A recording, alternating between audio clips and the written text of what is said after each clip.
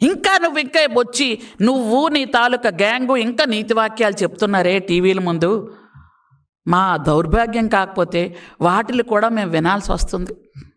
కొంతమంది last time బూతుల మంత్రులు కొంతమంది ఉన్నారు, వాళ్ళు ఈరోజు బయటకు వచ్చి టీవీల ముందు ఇష్టానుసారంగా మాట్లాడుతున్నారు. నీతి గురించి, నిజాయితీ గురించి, పరిపాలన గురించి, దక్షత గురించి, క్రమశిక్షణ గురించి వాళ్ళ నోట్లో నుంచి ఆ మాటలు వస్తుంటే ఆ రోజు బూతులు మాట్లాడినప్పుడు ఎలాగుందో ఇప్పుడు అలాగే అనిపిస్తుంది నాకైతే.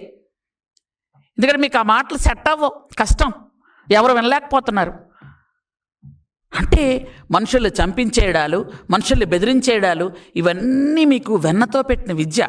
ఇది మిమ్మల్ని ఎవరిని అంటే కాదేది కవితకు అనర్హం అని ఆ మహాకవి రాసినట్టుగా మీకు కాదేది మనిషిని బెదిరించడం, చంపించడం మీకు చాలా బాగా తెలుసు.